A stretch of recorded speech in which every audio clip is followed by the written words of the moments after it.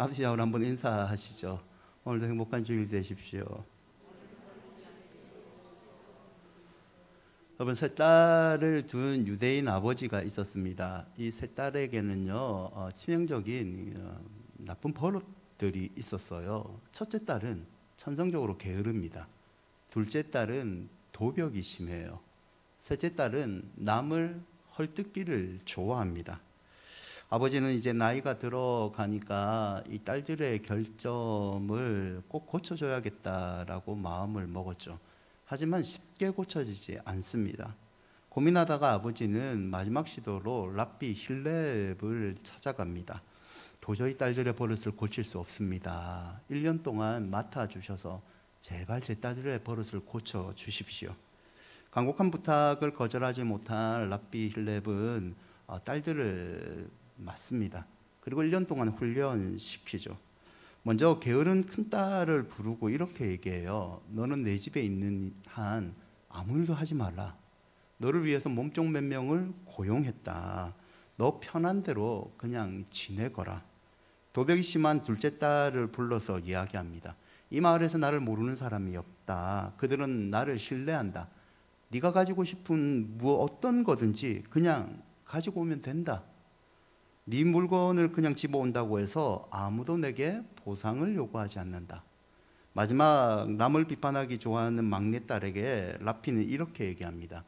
매일 저녁 식사 후에 너는 내 방으로 와서 내가 하고 싶은 이야기를 다 해라. 내가 다 들어주겠다. 1년이란 세월이 흘러요. 아버지는 딸들을 데려오기 위해 라피의 집을 찾아옵니다. 딸들과 마주 앉죠. 그런데 웬일인지요. 게으른 큰딸이 일어나 다가성을 차려옵니다. 하루 종일 아무것도 하지 않으니까 누워있기가 너무 힘들었어요. 도백이 심한 둘째 딸이 수줍은 듯 고개를 푹 숙이면서 물건은 돈을 지불해야 제맛이라는 것을 깨달았어요. 막내딸이 아버지의 무릎에 앉습니다. 아버지는 첫째 딸과 둘째 딸이 버릇이 고쳐졌기 때문에 기대에 찼죠. 기대에 차고 딸을 바라봅니다. 이때 막내딸이 무슨 말을 했을까요? 아버지, 글쎄 랍비의 여자 관계가 복잡합니다. 아버지는 이 세상에서 게으름 도벽보다 고치기 힘든 게 남을 비판하는 거라는 걸 깨닫습니다. 여러분, 비난이라는 것은요, 항상 우리 옆에 있습니다. 누구든지 피할 수 없죠. 고린도후서 4장 8절과 10절을 보면 사도 바울은 자신의 일생을 특히 사역하고 공동체를 이끌었던 자기는 사방에 우겨싸움을 당하고 박해를 받는 어려움이 있다라고 얘기합니다. 그리고 이런 어려움은 항상 있었죠. 항상 예수의 죽음을 몸에 짊어지는 것 같은 고난이 믿음 생활에는 있었다는 거죠. 느헤미야의 삶도 마찬가지입니다. 느헤미야 삶과 사역은 그냥 우리가 존경하는 본받고 싶은 지도자 느헤미야가 아니라 그에게는 늘 비난이 함께 있었죠. 느헤미야는요, 하나님의 인도를 받아 여러 분야에서 일할 사람들을 느헤미야 3장에서 임명을 합니다. 북쪽에서 일할 사람, 남쪽에서 일할 사람, 성야 한 구석을 맡을 사람, 문을 세울 사람, 모든 사람이 한 가지씩 일을 다 맡습니다. 왕의 조서도 있고 일할 사람도 많고 이제 각각 일 분배도 끝났기 때문에 잘 될 일만 남은 거죠. 하지만 느헤미야는 또 한 번의 방해에 부딪힙니다. 느헤미야 4장 1절을 보면 산발락이 우리가 성을 건축하다 함을 듣고 크게 분노하여 유다 사람들을 비웃으며 비난했다는 말이죠. 느헤미야 4장 3절을 보면 산발락만 한 것이 아니라 암몬 사람 도비아까지 함께 합세하여 비난을 합니다. 여러분, 생각해 보면요, 비난할 때 비난자는요 끼리끼리 모입니다. 또한 우리가 비난이라는 아픔을 겪을 때는요, 한 명이 아니라 여러 번이, 한 번이 아니라 여러 번 우리를 비난하고 우리는 그 비난 가운데 고통을 받죠. 4장 3절을 보시면 도비아가 비난한 내용이 이런 내용입니다. 성벽에, 건축하는 돌 성벽에 여우가 올라가도 곧 무너진다. 여러분, 이 말을 잠시 생각해 보십시오. 여우가 올라간다고, 코끼리가 올라간다고 성벽은 무너지지 않습니다. 이게 무슨 의미입니까? 너희들이 하는 일을 무조건 나는 비난하겠다. 그냥 대놓고 논리 상관없다. 난 너 싫어. 너 비난하겠다는 말 아닙니까? 여기서 우리는 비난자들의 관점을 생각해 볼 필요가 있는데요. 비난자들은 저들의 성벽, 저들의 계획, 저들의 가정, 저들의 준비, 끊임없이 자신들의 입장, 인간적인 관점에서 상황을 해석하고 있습니다. 그들은 지금 느헤미야와 유다의 백성들이 그들이 섬기는 하나님의 허락하심을 받고 이 사역을 하고 있다는 것을 생각을 하고 있지 않습니다. 인간적인 관점에서 모든 것을 해석하고 있죠. 여러분, 저와 여러분은 성도입니다. 성도는 인간적인 관점에서 인생을 보는 사람들이 아닙니다. 성도는 하나님의 관점에서 인생을 보는 사람들입니다. 인간의 관점에서 인생을 보는 사람들은요, 믿음의 거대한 발걸음을 보지 못합니다. 당장의 인간적인 관점에서 저 사람의 행동을 판단을 하는 거죠. 하지만 믿음의 관점을 가진 사람들은 저 사람의 가능성, 하나님 주신 재능과 은사를 발견하고 내가 고난을 받을지라도 이 고난을 통해서 훈련시키고 나를 사용하시는 하나님께 소망을 두게 됩니다. 여러분, 성도는 무슨 일이 있든지 하나님의 관점으로 인생을 해석하는 사람입니다. 이 하나님의 관점을 보면 비난의 죄를 피할 수도 있고 비난을 견뎌낼 수도 있습니다. 우리 큰은혜 식구들이 하나님의 관점을 소유하심으로 모든 비난에서 자유로워지시기를 축원드립니다. 첫 번째, 느헤미야가 비난을 이기는 법은요, 그는 정면으로 맞섭니다. 느헤미야는 방해에 부딪히죠. 느헤미야 4장 4절과 5절에 보면 그는 하나님께 이런 기도를 드립니다. 우리 하나님이여 들으소서, 우리가 업심을 당하나이다. 원하건대 그들이 욕하는 것을 자기들 머리에 돌리사 노략거리가 되어 이방에 사로잡히게 하시고 주 앞에서 그들의 악을 덮어두지 마시며 그들의 죄를 도말하지 마옵소서. 그들이 건축하는 자 앞에서 주를 노하시게 하였음이니라 하고, 하나님, 업심여김 당하고 있습니다. 하나님, 가만두지 마십시오. 복수해 주십시오. 이런 기도입니다. 여러분, 보기 드문 기도입니다. 우리 마음은 이런 기도를 하고 싶죠. 하지만 이런 기도를 잘 못하지 않습니까? 어떤 기도를 하죠? 저들의 죄를 용서해 주십시오. 내가 용서할 수 있도록 하나님 사랑을 나에게 가르쳐 주십시오. 이런 기도를 해야지 마치 성도인 것 같죠. 하지만 지금 느헤미야는 다른 기도를 합니다. 하나님, 그 악을 덮어두지 마십시오. 여러분, 느헤미야가 복수를 한다, 강한 기도를 한다, 기도의 종류, 그것을 말하고 싶은 게 아니라 느헤미야는 비난에 관해서 기도로 지금 싸우고 있는 겁니다. 피하지 않고 정면으로 맞서고 있는 거죠. 여러분, 성경에서 우리가 너무 좋아하는 믿음의 순간들이 있습니다. 그 믿음의 순간들의 그 믿음의 인물들은요, 가만히 기다려서 은혜를 받은 사람들이 아닙니다. 그들은 상황과 어려움에 피하지 않고 정면으로 맞닥뜨린 사람들입니다. 사무엘상 17장 47절인데요. 함께 읽어볼까요? 또 여호와의 구원하심이 칼과 창에 있지 아니함을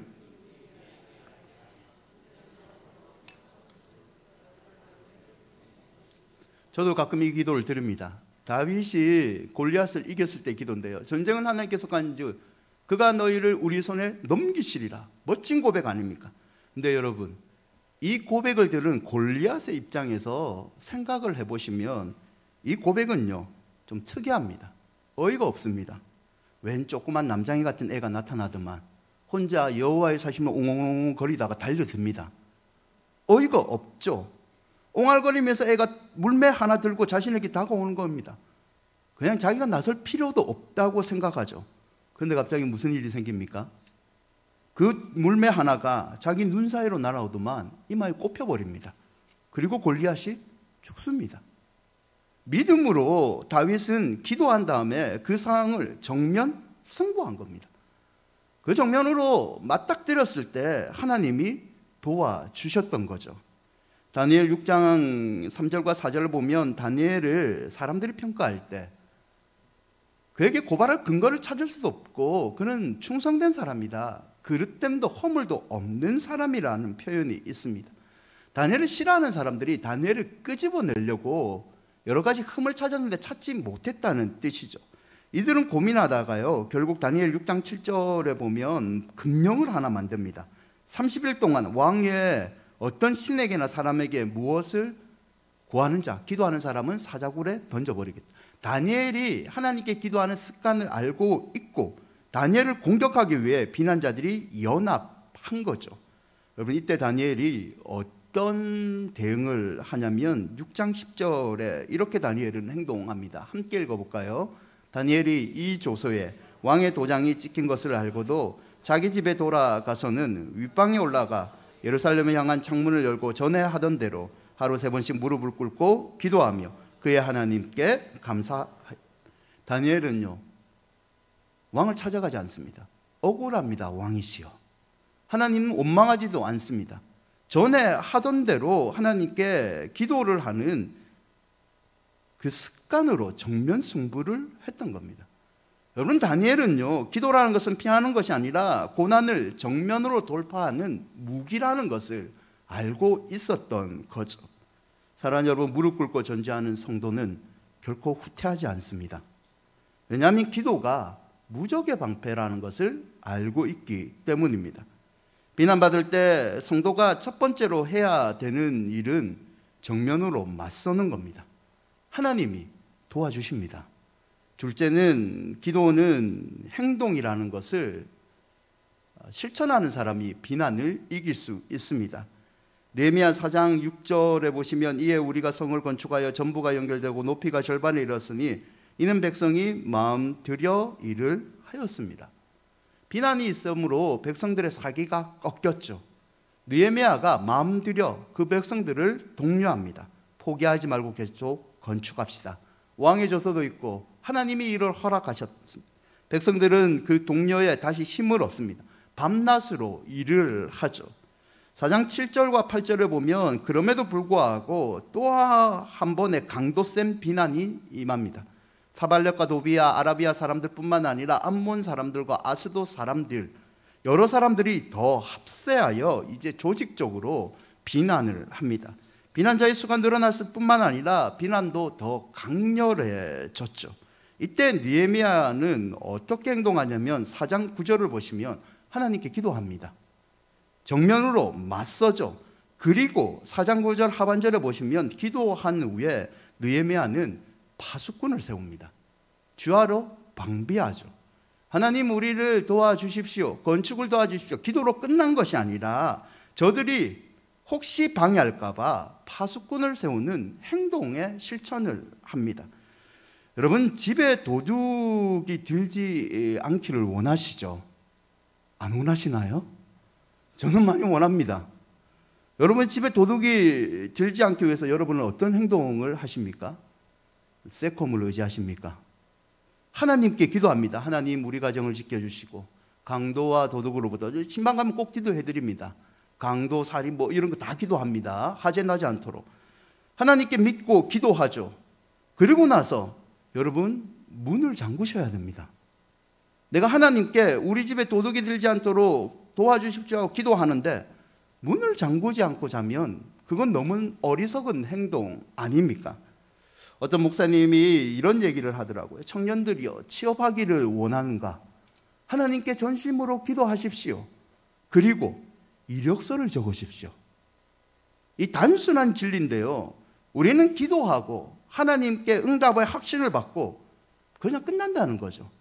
행동으로 옮기지 않는 그런 잘못을 범하고 있다는 겁니다. 출애굽기 17장 1절을 보시면요, 이스라엘 백성들이 여호와의 명령대로 느비딤의 장막을 쳤으나 물이 부족한 어려움을 만나게 됩니다. 이 일은요, 17장 1절을 보면 엄밀히 말하면 이스라엘 잘못은 아닙니다. 여호와의 명령대로 떠났기 때문에 하나님의 명령대로 해서 일어난 일입니다. 그래서인지 17장 7절을 보시면 이 물 부족 사태는 단순히 물이 없다 있다의 문제가 아니라 하나님께서 우리에게 계신가 안 계신가, 임재와 부재의 문제로 확대됩니다. 17장 2절에 백성이 모세와 다투어라는 표현이 있는데, 다투다는 격렬한 싸움, 비난하다는 말입니다. 이 사람들은 하나님 명령대로 우리가 이곳에 왔는데 하나님 왜 우리 인생에 물이 부족한 어려움을 주십니까? 비난한 겁니다. 여러분, 이때 모세가 보인 반응이 17장 4절에 모세는 여호와께 부르짖어 기도합니다. 정면으로 맞섰죠. 하나님께 나아가 기도로 이 문제의 실마리를 풀려고 합니다. 문제 해결이 사람에 있지 않고 하나님에 있다는 것을 모세는 확신했죠. 그런 다음에 17장 5절과 6절을 보시면 모세와 하나님의 다음 행동을 한번 보십시오. 기도한 다음에 여호와께서 모세에게 백성 앞에 나와 장로들을 데리고 나일강을 치던 네 지팡이를 손에 잡고 가라. 내가 호라산에 있는 그 반석 위 거기서 내 앞에 서리니 너는 그 반석을 치라라고 얘기합니다. 그리고 모세는 어떻게 합니까? 반석을 쳐서 물이 나오겠습니까? 그런 말을 하지 않고 모세가 이스라엘 장로들 목전에서 어떻게 합니까? 그대로 행합니다. 비난이 있고 비난을 해결할 방법을 기도 중에 하나님이 지혜를 주셨고 모세는 감사합니다로 끝난 것이 아니라 그대로 명령대로 바위를 치는 행동으로 연결했다는 거죠. 시편 23편 4절인데요. 함께 읽어볼까요? 내가 사망의 은침한 골짜기를 다닐지라도 해를 두려워하지 않을 것은 주께서 나와 함께 하심이라. 주의 지팡이와 막대기가 나를 안위하신. 여러분 생애에 주의 지팡이와 막대기가 늘 지켜주시기를 축원드립니다. 저도 이 구절 너무 좋아합니다. 하지만 주의 지팡이와 막대기는요 골짜기를 다니는 사람에게 임합니다. 용기 내어 비난과 여러 가지 어려움을 무서워하지 않고 하나님이 도와주실 걸 믿고 그 골짜기를 뚜벅뚜벅 걸어가는 행동하는 자에게 주의 지팡이와 막대기가 지켜주시는 은혜가 있습니다. 여러분 강력한 비난이 우리 삶 가운데 늘 있습니다. 비난이 때로는 우리를 넘어지게 할 수 있습니다. 하지만 우리는 넘어질지 몰라도 아주 쓰러지지는 않습니다. 왜냐하면 우리에게는 하나님이 계시기 때문입니다. 하나님을 믿고 정면으로 맞서 기도하십시오. 그리고 그분이 기도 중에 주신 하늘의 지혜, 그 지혜를 믿고 행동하는 여러분이 되시기를 바랍니다. 하나님의 지팡이와 막대기가 온갖 비난으로부터 여러분을 지켜주시기를 축원드립니다. 말씀을 맺고자 하는데요, 제이비 필립스라는 분이 성도를 표현할 때 이런 표현을 쓴 적이 있습니다. 우리는 사방에서 해방을 당해도 결코 좌절하지 않습니다. 난감한 처지에 빠져도 결코 절망하지 않습니다. 박해를 받아도 결코 외롭지 않습니다. 넘어뜨림을 당해도 결코 아주 쓰러지지 않습니다. 여러분 비난에 부딪히지 않고 믿음 생활하는 건요 불가능합니다. 여러분이 어떤 공동체에 속하더라도 그곳에 비난이 없는 것 주님 오실 때까지 이루어지지 않습니다. 그래서 성도는 기도로 비난에 맞서야 되는 거죠. 비난에 대한 첫 반응이 여러분 삶 가운데 기도가 되기를 바랍니다. 그리고 비난이 커질 때 기도만 하는 것이 아니라 늘 하나님 믿고 행동으로 나서시기를 바랍니다. 여러분 다윗은 일생에 사울에게 쫓김을 당하는 아픔을 당했습니다. 그는 하나님께 나를 구원해 달라고 반석이신 하나님께 늘 기도를 하죠. 그리고 다윗은요 미친 듯이 달아납니다. 사울의 쫓아오는 이 방해가 더 강해지자요 다윗은 기도하고 더 빨리 도망칩니다. 더 심해지니까요 다윗은 이제 동굴 깊숙한 곳으로 숨어듭니다. 기도하였는데 더 강력한 반대에 혹시 비난에 여러분 부딪히고 있습니까? 더 기도하시면 됩니다. 그리고 하나님의 주신 지혜로 행동하는 여러분이 되시면 됩니다. 하나님의 손이 넘어진 우리를 아주 엎드려지지 않게 붙들어 주실 줄 믿습니다. 시편 30편 23절과 24절인데요 함께 읽어볼까요? 여호와께서 사람의 걸음을 정하시고 그의 길을 기뻐하시나니 그는 넘어지나 아주 엎드려지지 아니함은 여호와께서 그의 손으로 붙드심이로다. 아멘. 어떤 상황에서도 비난을 기도와 믿음의 행동으로 이겨내시는 넘어져도 아주 쓰러지지 않는 하나님의 사람이 되시기를 축원드립니다.